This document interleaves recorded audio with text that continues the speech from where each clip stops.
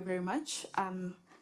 Distinguished guests, it's my distinct honor to be moderating this next panel on securing a resilient future for small island developing states. I am joined by an exceptional panel of speakers that I will introduce shortly. But before we begin the discussion, I'd like to state very briefly a brief context.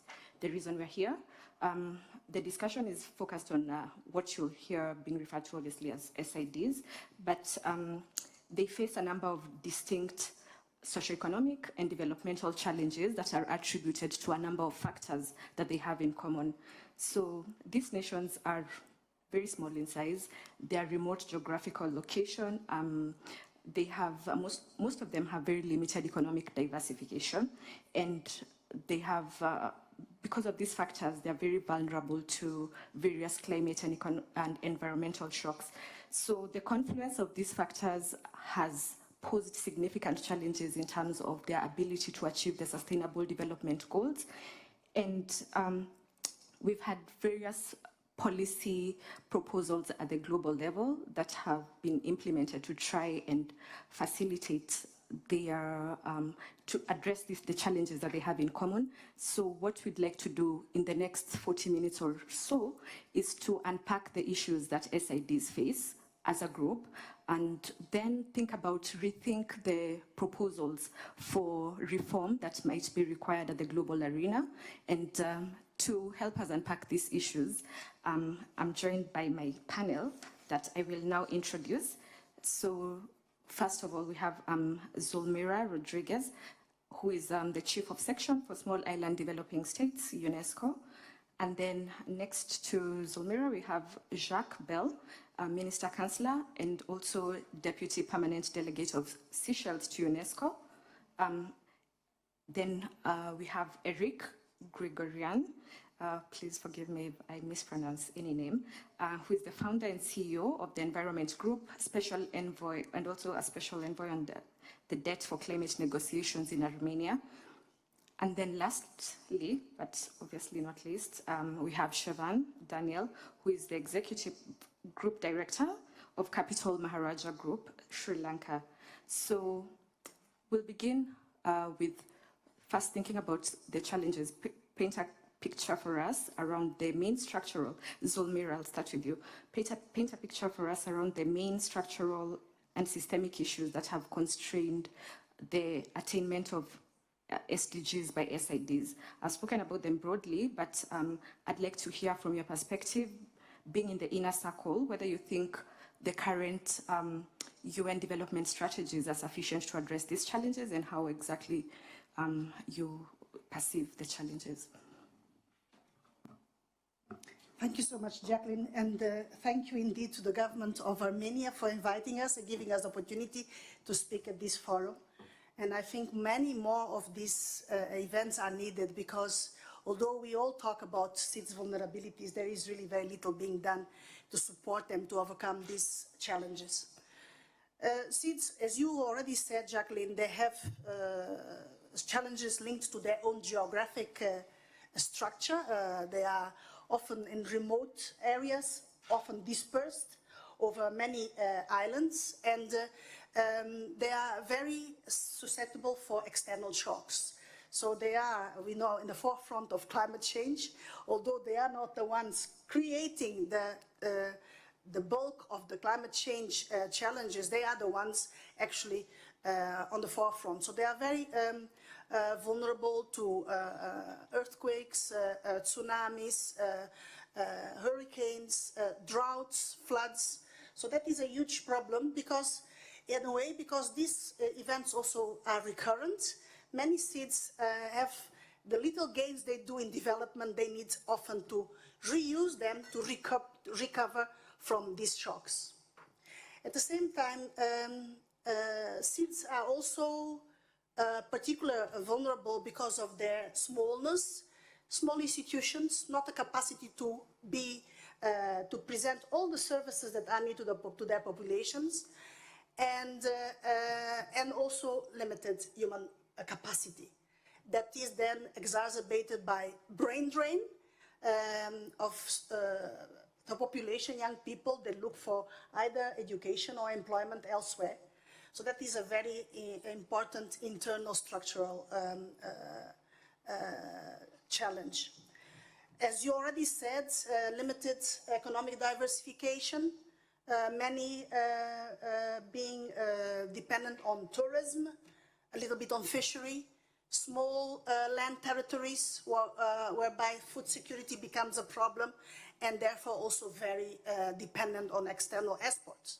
And we saw that with COVID, how seeds suffered not only from the health risk, but actually from the blockages of travel and transportation.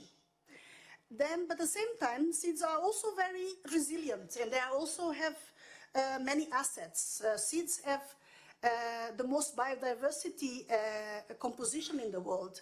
They hold very specific ecosystems that are very important for mankind. And in a way, it's a common interest of mankind to also ensure that that biodiversity is conserved. There are also large ocean states.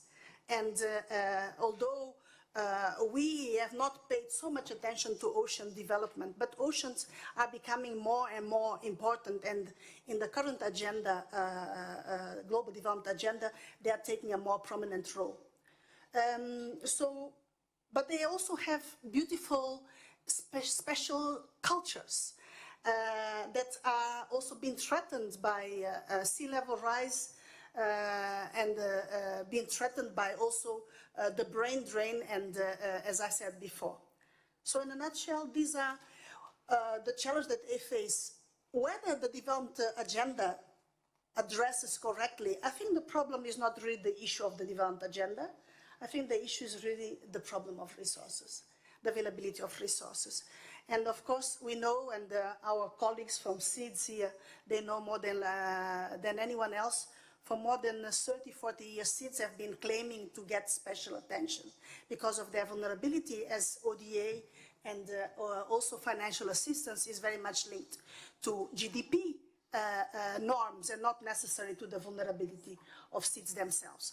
So that makes SEEDS one of the most indebted groups in the world, because of many SEEDS being middle, high income or high income countries. When they face this kind of, let's say, catastrophic disasters, they are obliged to go and borrow on the commercial market, which, of course, accrues their debt. So, for me, the issue is not really the issue of the agenda. The issue is the support that is being given to SEEDS. Thank you. Thanks, Zulmira. And we'll come back to that question of resources. I think Eric will tackle a bit of it. But just building on where Zulmira has left, I'll come to you, Jacques. And the question is, from your perspective, what challenges in terms of climate adaptation for SEEDS tend to be overlooked or underrepresented in various global policy forums?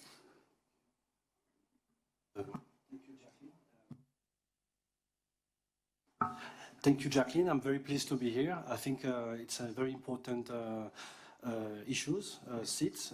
Like my colleague Zulmira said, we need to voice out our concerns because we are small and developing states. We are very vulnerable, and there are indeed a lot of challenges. And one of them, the most important one, I think, is the limited access to climate finance. In fact, there are a lot of SEEDS.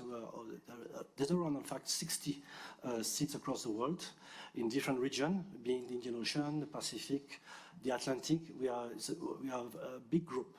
But in fact, like my colleague Zumra said, in fact, there are different kind of GDP. There are certain countries, like my country, who has a high revenue income. We have, in fact, the highest GDP per capita in Africa. Some will think that we are the richest African countries, but it's not the case. In fact, it's because our small population, we are only 120,000 people, and in fact, because we benefit from a lot from the tourist revenue, and then there's also, of course, other SEEDS are middle income, middle revenue, low revenue. And but because of the fact that we do not have, how would I say, our GDP is high, we are being penalized by international financiers. We are not getting access to concessionary fund. And this is very important, it's very problematic to us. This is why we are very delightful with other countries and grouping of seats, because we need to continue and advocate for climate justice. Because Seychelles, like many of us, we are very vulnerable to climate hazards, to all these external shocks. You know, all these. The COVID was one example. We are developing states, small island developing states. So for us, it's important to continue the advocacy of the multi-vulnerable dimension, the MVI. I think you've heard about it. It has recently been adopted last year at the UN General Assembly. Basically, we want the international community to take into account, like I said, the specificities of small island developing states across the world. So this is one challenge. We know that there's also the fact that we are islands, so we are very isolated. We are remoteness. You know, we are, for instance, Seychelles is a big archipelago. We are in the middle of the Indian Ocean. We are very far from the continent, from the continent. And so when there's a natural disaster, it makes the disaster response and even the recovery more difficult, you know. And so there's an increase of costs, a lot of challenges, and this is why I believe we believe that in the future, now that of course there's a lot that has been done at the level of the SITS conference, also there was the COP29 in Baku, a lot of important recommendations that was made, like the loss and damage fund, for instance. This is also an important point, whereby countries agree that we should compensate, countries that have been severely affected by the climate change. So this is also that has been already fully operationalized. So it's important that we continue the advocacy, because we are very remote, and Seychelles will definitely, and we need training. And this is also an important challenge because we are very far. We do not have like centers that are dedicated for the climate change monitoring on a regular basis. For instance, we do have, like in Seychelles, we have a center on maritime security, because we also are affected by a lot of maritime threats like piracy attacks. So now there's a little bit less, but illegal fishing, there's a lot of maritime threat. But again, these are human-led factors. Why not having also a center that will will comprise of climate scientists, will be on the ground, on the site, to do a proper monitoring, so that at least we have localized data, we have adequate data that we can also show to all our partners, and so that they can agree that we are also vulnerable. Because the problem is that currently most of the resources, they rely on global climate models, and this is why we need some expertise from, of course, our international partners like UNESCO, like other international organizations, if they can come to Seychelles, to other of our 6 countries, and take note of all the challenges that we have faced. And this is why it's important, because we cannot just wait for a disaster to come. We'll be very vulnerable due to the fact that our infrastructures are very limited. We need support. We need a lot of technology transfer. We need alone we cannot do it. We need united we stand. So we need this support from all these partners that are very willing to assist our islands.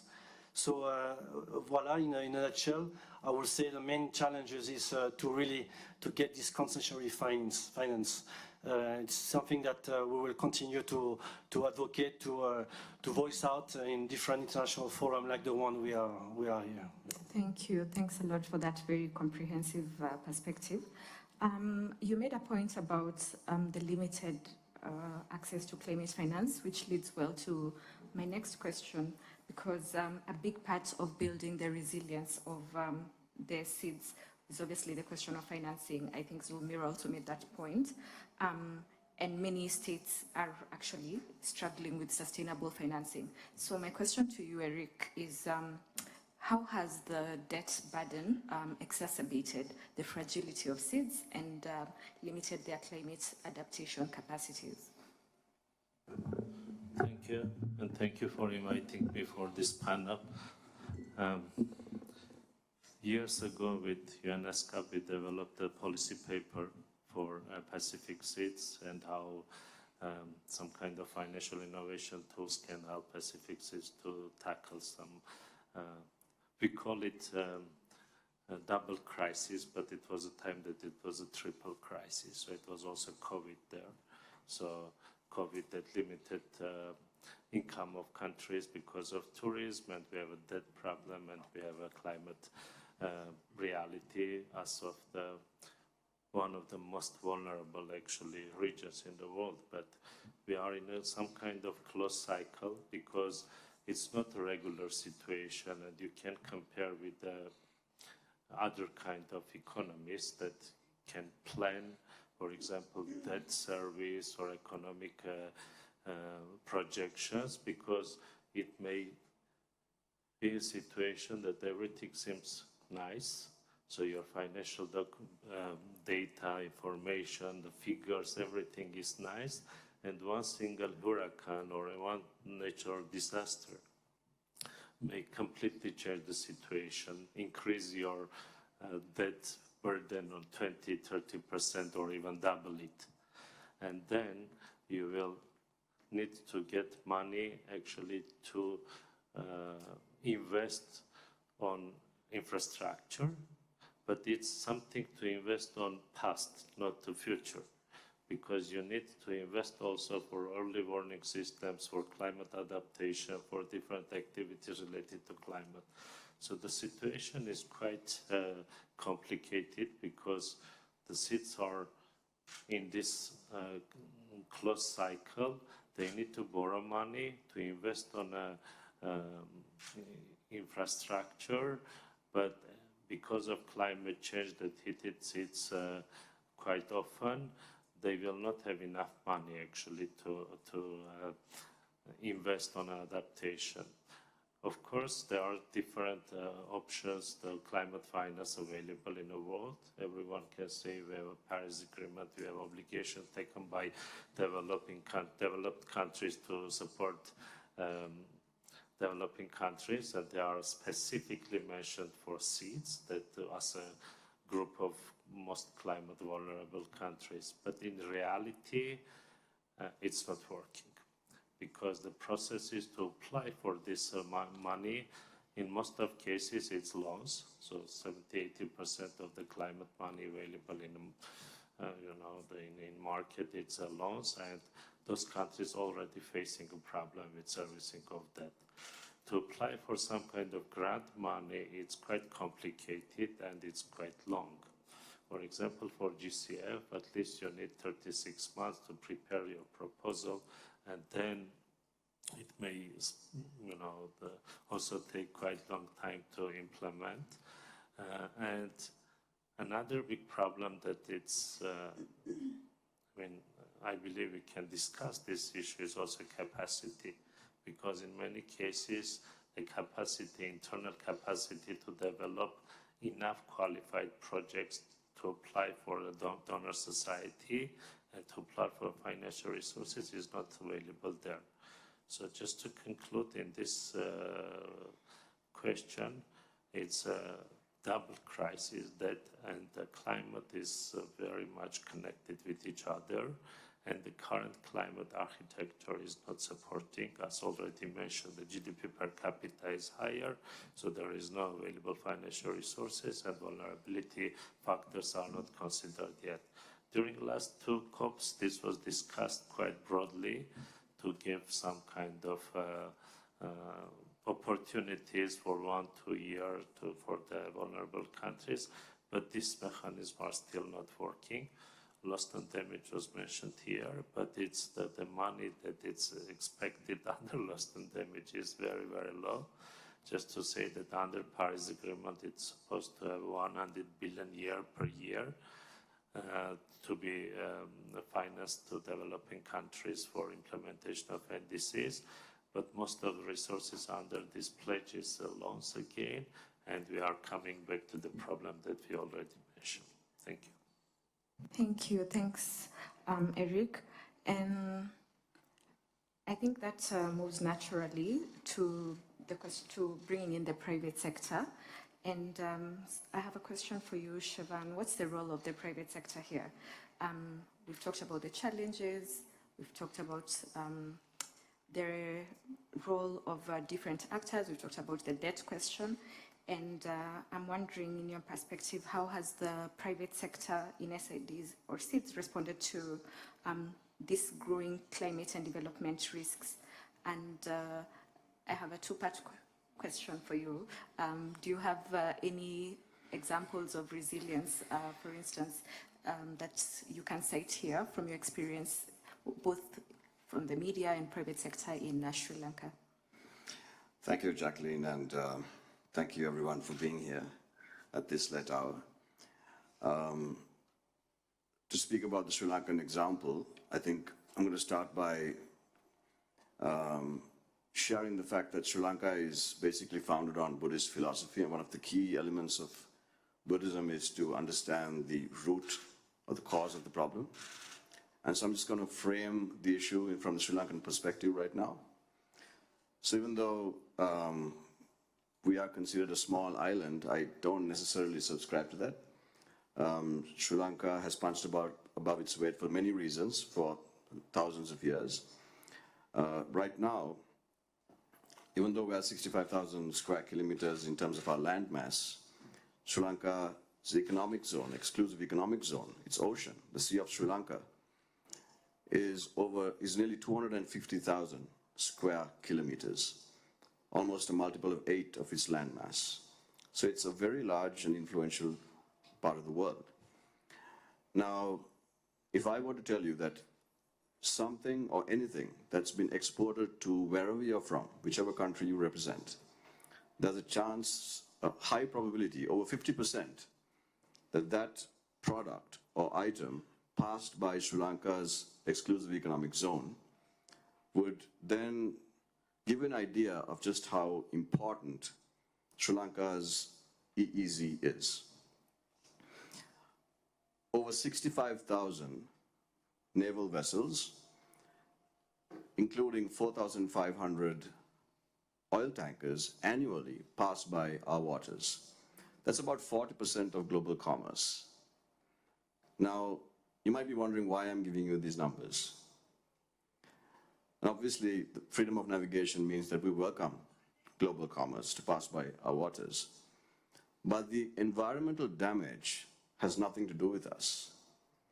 The environmental damage on Sri Lanka is double that. The greenhouse gases emitted by Sri Lanka in its own development is dwarfed by the environmental damage caused by global commerce.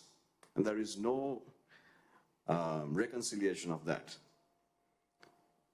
Global organizations, lending agencies are very quick to take punitive action and measures against small islands and small nations whenever they may be financially indisciplined. But then it's not part of our development agenda, and it's certainly not due to climate change. It's due to global commerce that a country like Sri Lanka has experiences, and increasingly so, the detrimental impacts of this kind of commerce, commercial activity. So that is immeasurable. We have no idea what that impact is. There's no cap on that. But if you talk about our own development and our own progress agenda, the key impact is to the private sector. Much more than what the private sector does, the impact is to the private sector, mainly the micro, small, and medium-scale industries, entrepreneurs.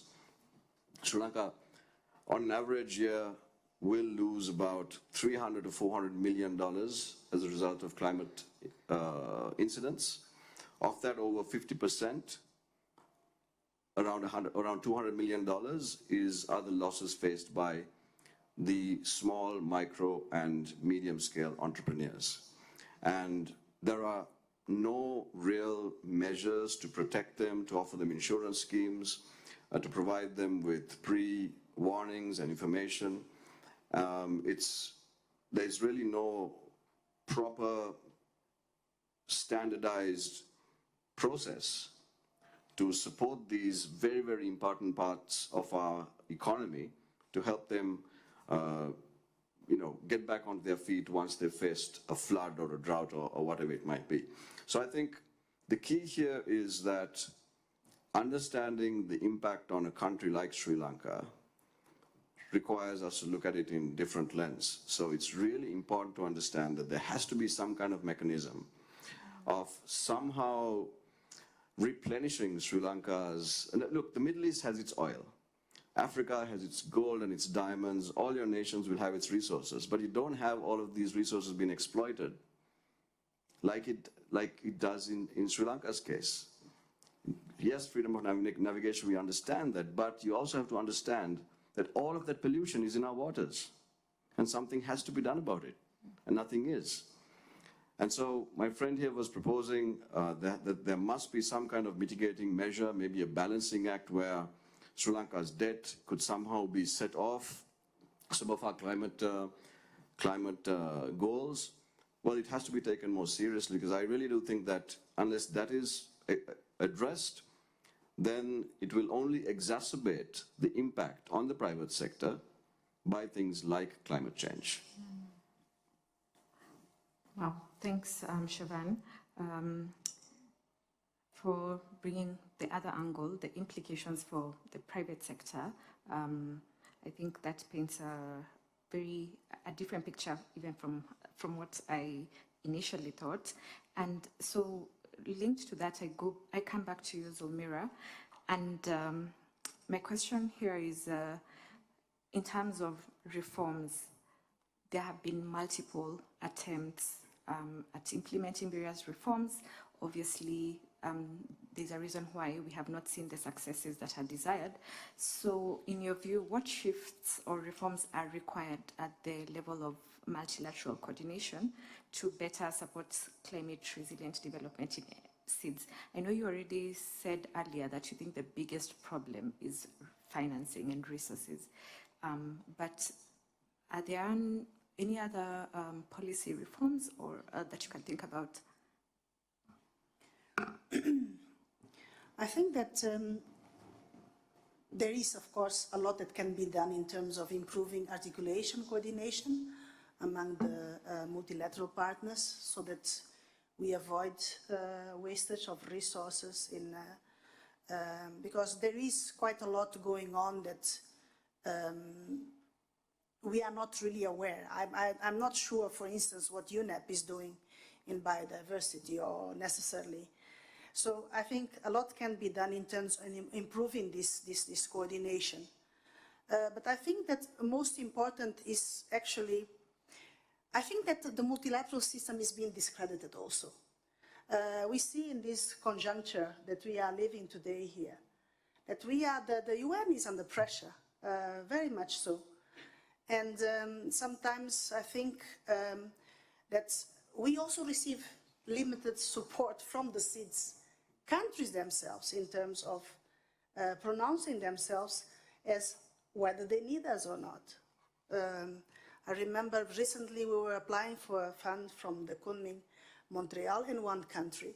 We wanted to make a pledge for a regional proposal, and they said, no, we are working together with another agency. We are not going to support you. So definitely, it is difficult for me to speak, of course, what needs to happen in the overall context of multilateralism. But I think that there are attempts being done. It's better than before. I mean, I've been in this function since 2021, and I see there is much more dialogue and collaboration under the coordination of UNDESA and OCHRLS. SIDS 4, we worked a lot together to make the agenda a collective agenda. But I think the reform cannot come only from the United Nations. I think that a bilateral support, understanding that UN, we are honest brokers. We don't serve interests of any country. We do try to serve the interest of the least developed, the most vulnerable. But of course, there is still a lot to be done. And I think that by creating these multi-country offices where the UN is trying to merge UN agencies into one spot, we will then then the communication will be better, the articulation will be better. And I think on the ground that happens a lot. But IS region, there is no articulation mechanism. The government of Cabo Verde, I'm not sure if is anybody from the IS region, except the two of you, Mauritius and Comor. But there was very recent last week a meeting to create a regional entity to support or to advocate for the SIDS and IS region. Those kind of structures are important.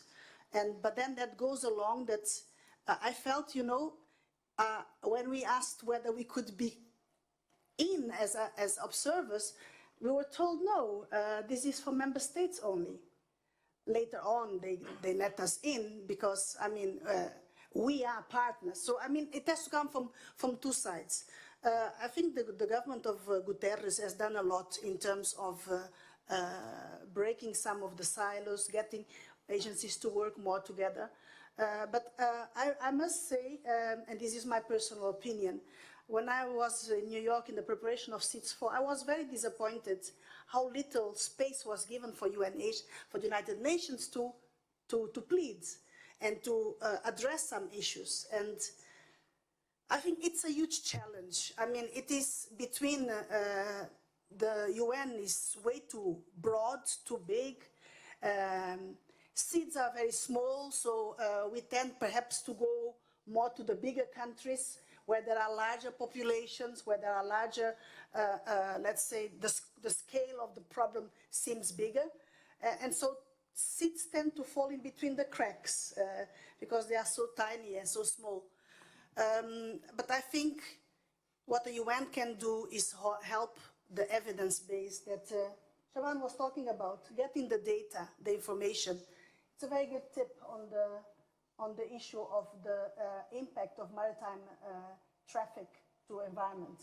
We are now doing with UNESCO, for instance, tracking how boats bring alien species to the waters of SIDS. We had a beautiful project concluded in Fiji with the help of eDNA. So we need to improve the data, the availability, so that when you, as countries, you go to those big international gatherings, you really have something to substantiate your claim. And in that regard, we need to work together as the UN, try to set up these systems that I say complementary. And we need to work together to support capacity. We saw with COVID, the countries that had more scientific capacity, they were the ones to secure treatment or prevention within their own populations. And of course, countries like SIDS, they were at the end of the queue until something was available. So what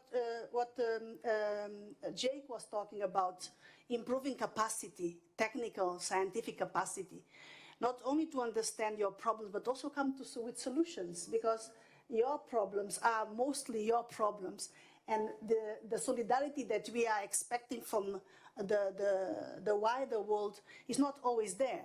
So it is important to create that autonomy also, that capacity, domestic capacity to address your own problem. And for that, you need to collaborate. As SIDS, you have to collaborate together. There was a beautiful initiative brought in 2005. It was the UCSIS, the University Consortium for Small Island States, precisely to stress and complement each other limited capacities. We need to invest more in those kind of instruments where you work together. Seychelles works together with Mauritius. I mean, in the Caribbean, we have the West Indies University that are already working a lot together. And the same in the Pacific with the SPC. But I think it is important that we put more investment in developing capacity, really scientific capacity. And in that regard, the UN reform could help in terms, and it is helping a bit. We have the decade of ocean sciences. Now we have the decade of natural sciences for development. So there is more and more space for that. And of course, I'm very proud that UNESCO is an important partner for you and has been trying to develop these capacities. We are trying to develop models for centers of excellence. We are starting now with one with Lusophone countries in developing marine sciences and biodiversity. We hope with these models then to create spaces also for Anglophone, Francophone, and Spanish-speaking countries. But we need to, I think it is about working together, not only within regions, but even across regions, share capacities. And the UN can help because we have such a broad, let's say, scope and so many decades. We are celebrating 80 years of UNESCO now. So there is a lot of capacity that has been pent up and can be used. But we need you also to claim and use the UN as your preferred partners when you broker for these very complicated funds from the Green Climate Funds and etc. So I think it is not something that the UN can do together. We need to work together, all of us. Thank you.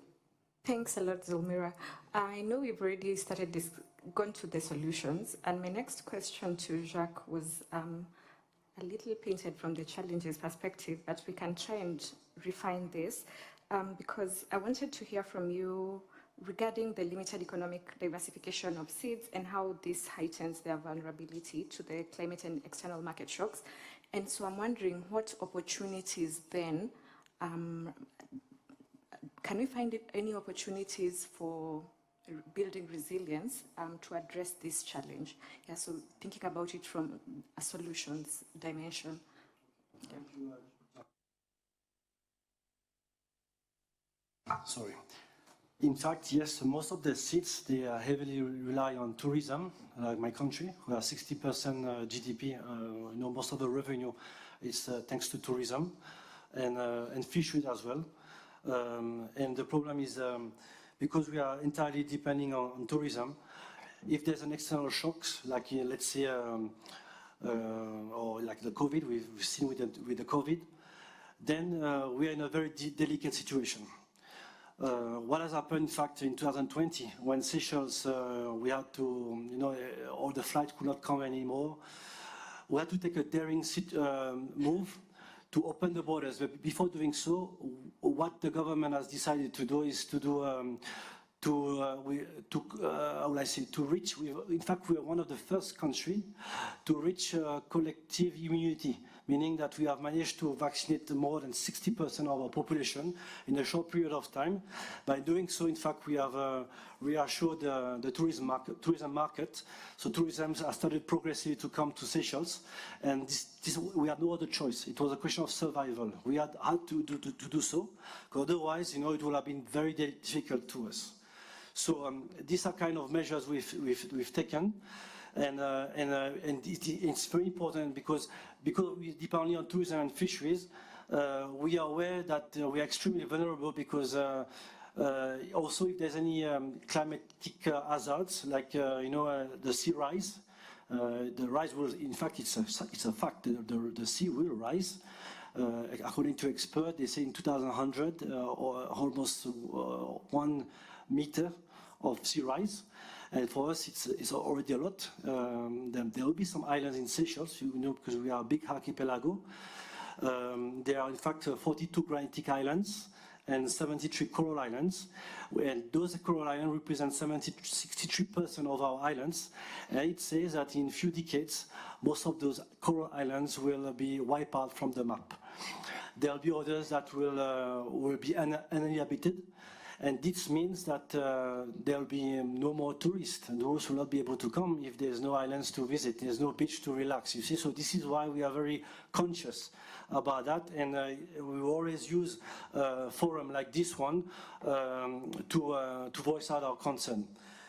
And talking about that, of course, we rely also a lot of importations for essential goods, for energy, for commodities. So you can imagine if there's any external shocks, any crisis in the global crisis, how affected will be in terms of trade restrictions. So it will be very catastrophic for small island developing countries like us. So this is why Seychelles has a solution. Like I will also inform you that last year we participated to the advisory proceedings of the International Court of Justice, whereby we made our concern, we have expressed our concern to the court, and the court helped to clarify also the obligation of states in terms of climate change. The court has agreed also that they listen to our vulnerabilities. We've put emphasis on that, highlighting the severe impact on climate change. And so it was a very important proceeding, although it's not legally binding, but we believe it will help in future negotiations, at least to sensitize the international community about the need for developed countries, those that I would say pollute the most, because we are the ones that are affected the most on climate change. We are the ones that pay the consequences, so we believe it's important, like I said again, any kind of platform we will utilize and will let them know about this injustice. So this is why there's this ICJ that has made some very tangible recommendation, and of course we will do a follow-up on that. And also there is also an important alliance called the Alliance of Small Island States, which is currently chaired by Palau. And there are around 39 member states of seats across the world from different regions. And this is also an important forum because they are the ones that really will help to raise concern as one voice, you know, because most of our challenges are similar. In fact, they are the same. And so it's important. They also organize international fellowship program, so they groom, you know, our nationals, our experts, so that they can, you know, advocate the seats climatic change challenges everywhere.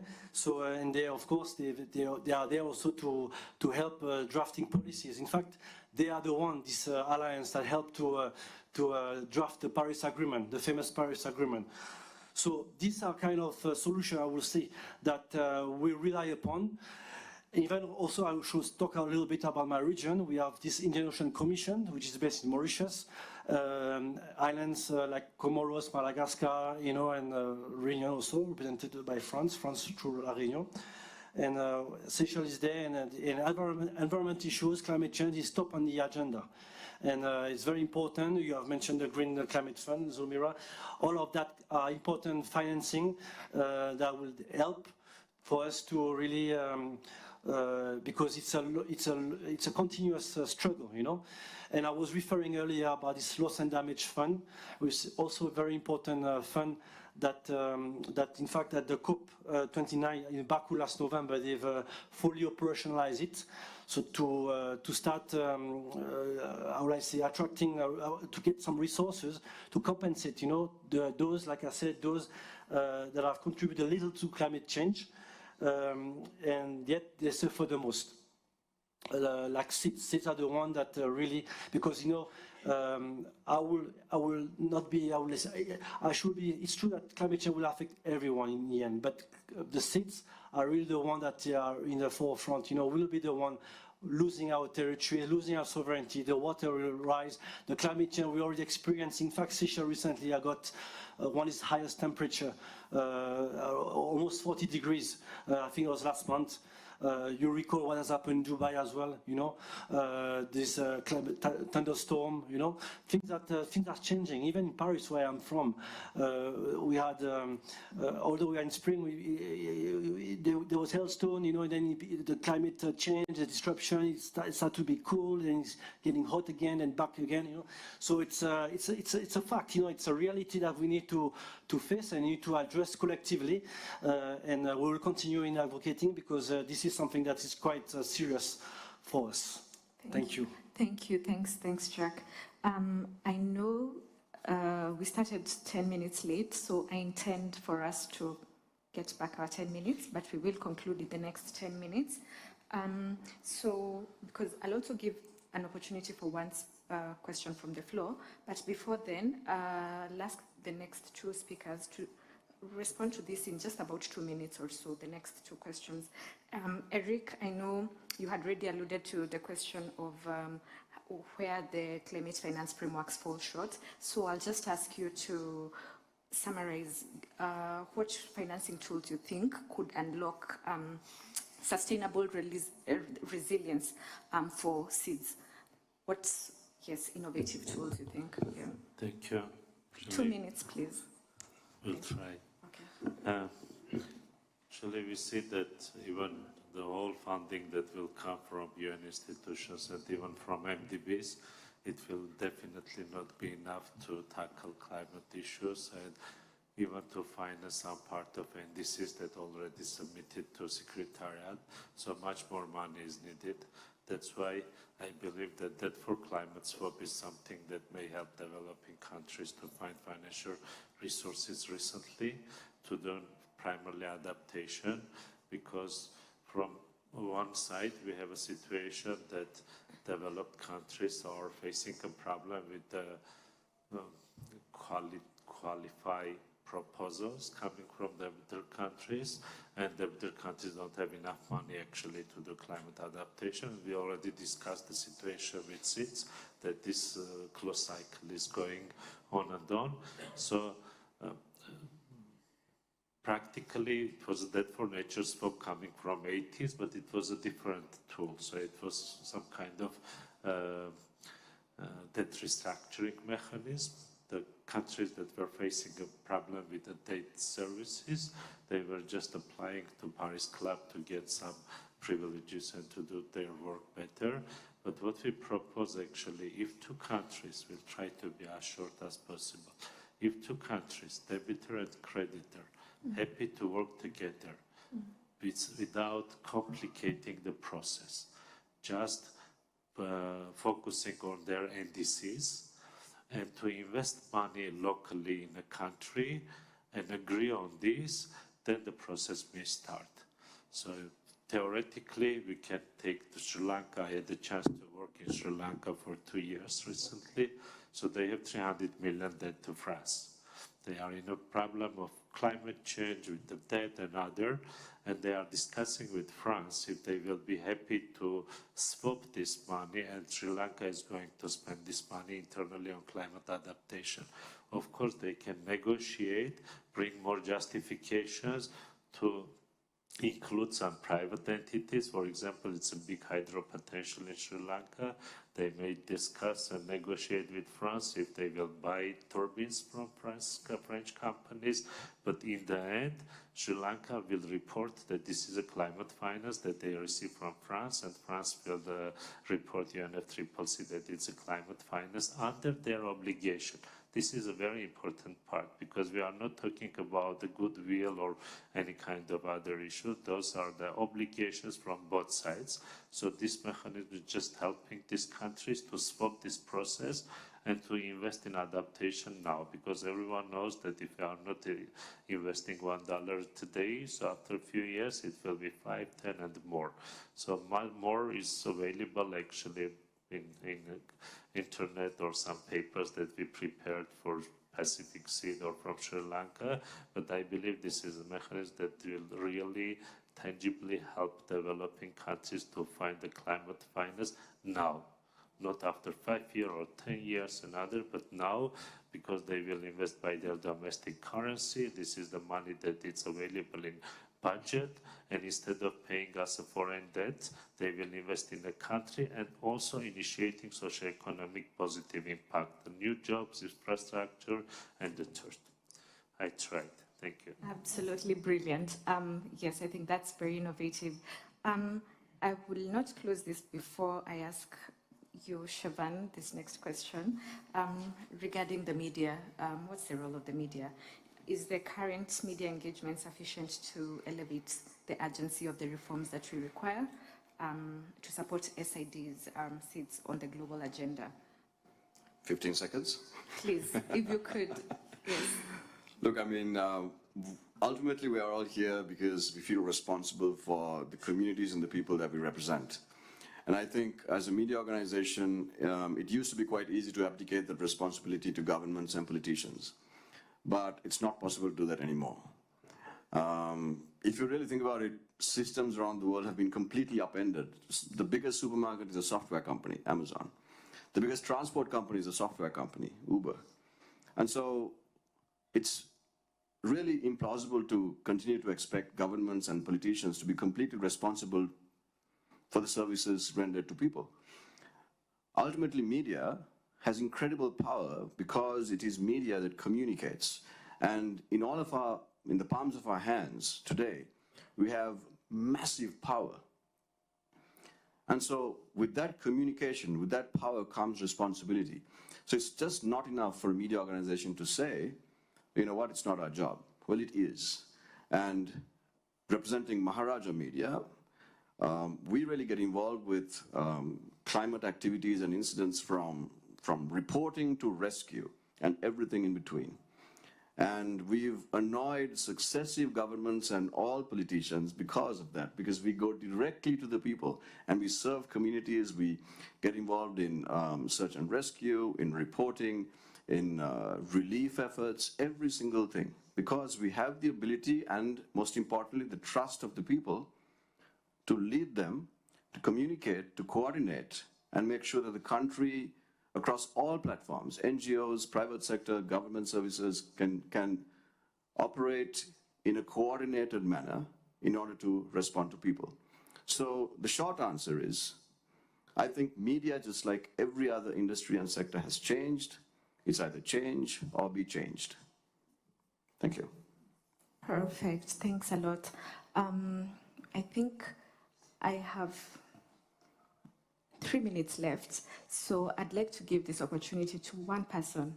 Yes, please ask very briefly, state who you'd like to address your question, and that's it. Yes, your name and your question. My name is Wahid. A question for Zulmira and another one for Jack. Zulmira, with USAID dismantled right now, who do you see filling that vacuum in terms of aid funding that supports climate resilient projects? For Jack, the alliance that you mentioned, there is abundant private capital right now going to very select thematic areas like compliance, carbon credits. What are you doing on the regulatory front to give comfort to private investors? Thank you. Great. So just take less than a minute each. Thank you. I think that there are many opportunities with the vertical funds that can be used. Also to de-link a little bit the politics from the development aid agenda. We are facing very severe times. We see that the regular ODA is reducing enormously. I don't see who's taking over. This year we expect 9% decrease on the ODA. Next year 17%. And the whole run to militarize is also a very good, let's say, excuse, let's say, to reduce from development aid.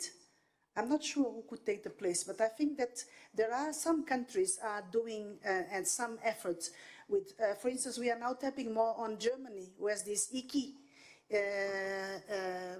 how is it called? It is Initiative for Climate Initiative, which puts really big capitals outside. So we need to see, but I think we need to continue to talk about these ethical issues of that we cannot just simply stop climate, support climate change mitigation.